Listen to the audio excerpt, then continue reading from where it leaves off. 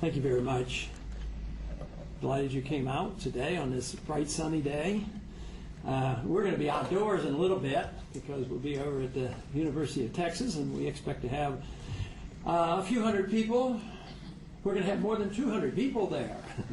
Sometimes we kid about that in the campaign because we'll have 2,000 or 3,000, and the press will say, "Oh, they had more than 200 people," or more than 300 people, which was absolutely correct. We were in Killeen this morning, and our report says my report says we probably had 400 there. We were talking mostly to military personnel and their families and talking about foreign policy, and we had a very good reception. And of course, we've had this rally planned down here for a while, and there's a specific reason why we're here today. Of course, the campaign is still going on, and we're looking for votes, and we're looking for delegates. But also, we're here for a bit of a sentimental reason, because a year ago, I entered the race and did not expect a whole lot of attention, to tell you the truth. I did not know that I would still be in the race talking to a lot of people, having raised $30 million, and having over 1,500 meetup groups around the country and many, many meetup groups around the world interested in what I've been talking about. But the first meetup group that I became aware of was here in Austin. It is now the biggest meetup group in the whole country. And it was after the first debate last year that we had a plan for a small rally here. And it was, I think a debate was on a Tuesday and a rally was, say, on a Friday. And when the rally occurred, all of a sudden, instead of having 200 or 300 people, we had maybe 600 or 700 people, which is something that I had not experienced before. And that is when it sort of dawned on me that, you know, this could be something different. And it certainly has been. The message has been very, very well received by literally millions of people. Hundreds of thousands have signed up in the campaign. And I'm asked quite frequently, and may get a follow-up question on this, is, you know, why are you in the race, and what are you doing? I said, well, there have been 11, now there's only 3, so that can't be all that bad if we held in that long. And I say that as long as there's enthusiasm and the number of volunteers keeps growing, and as long as the volunteers and the donors keep sending in money urging the campaign to continue, we'll continue to do it. So there'll be some more primaries. We're also very realistic. We know where the numbers are, but we have more delegates than generally reported in the media. They report very small numbers. And when you add all up the potential, there are a lot more, but it's still not huge compared to what the leading candidate has. But this does not diminish anybody's enthusiasm for continuing the campaign, because not only are we campaigning for this campaign, we're campaigning for other reasons as well, and especially for the future generation. And I'll pause there and take questions. Thank you. Yeah. It's no secret that you employ, like you said, a very large following in Austin. What do you think it is about your message that reaches out to people in this city specifically? Why? Sure. Why Austin? Well, I think it's the same. I think it just happened that we had enthusiastic supporters here. But, you know, last week we were at the University of North Texas, and we had 1,400 students show up with a 2 or 3 day notice. We were at the University of Minneapolis, Minnesota, in Minneapolis, and what was that, 4,000? Over 4,000 showed up there. So there's been a lot of enthusiasm here, but it's been that way all around.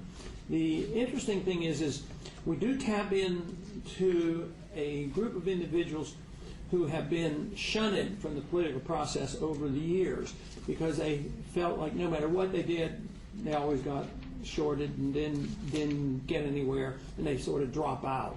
And now they're enthusiastic. But the big message is that when the young people hear the message, they respond very favorably. And I generally talk about that a whole lot, especially at the rallies. Talked about that this morning. We'll talk about it later in the afternoon. And very simply, it's that the country's in worse financial shape than anybody wants to admit. The debt is huge. The middle class is shrinking. Good jobs are going overseas. The war is draining us. and the burden is falling on the young people getting out of college and ready to go get a job. And all of a sudden, they see what's coming. They know that the Social Security system is broke.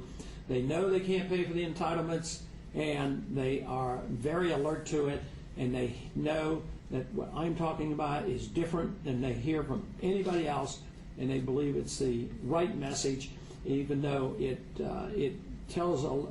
puts a great burden on everybody because it's not all good news.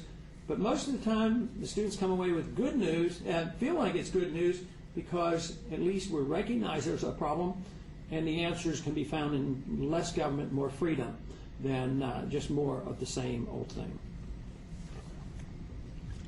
And Dr. Paul, you mentioned that you're in this race. It's not necessarily just for this coming election year, but for the future. Can you elaborate on what the reasons are that you're continuing? Yes, and everybody's very anxious to know about what the future organization will be like, because we do have, we probably have over 300,000 supporters with email addresses, and they don't want to stop. And when I talk in a crowd and say, this shouldn't be the end, this should be the beginning, they get more enthusiastic than ever. And that's going to evolve. I feel like I've been doing the same thing for 30 years and just maximizing my effort, whether it's education or supporting other candidates, campaigning myself, being in office, and it'll be a lot of that, but maybe helping others to get involved and to guide them and how to get involved in organized politics. Today, up in Killeen, somebody came up and he brought a book, and I said, "Oh, that's great." I said, "I'm glad you're interested." He said, "Yeah, you might be interested in it." That's why he was reading. It was an economic textbook. It was by Bastiat, you know, and so it'll be education. It's going to be political action. It's going to get people running for office, and hopefully change the whole debate.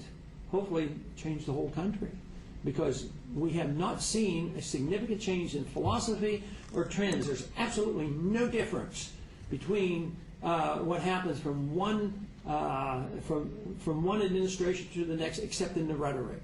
And today we're told as Republicans we have to get behind the leading candidate, no divisiveness, because we don't want the Democrats to be in. It's all about power and prestige. At the same time, there's something more to it, and we're talking about the significant change in philosophy, and it's not new and different. We're only talking about following the Constitution, one of those radical ideas. And we're seen as the radicals, extremists, the outsiders.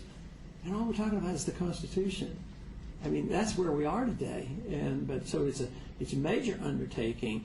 So a lot of people would like to look and say, well, you didn't accomplish all that much this year. And I'd like to think, well, we've tapped into a real nerve in this country. People have really responded way above anything I ever dreamed of. I believed it would take another generation before we could get this much enthusiasm for what I'm talking about.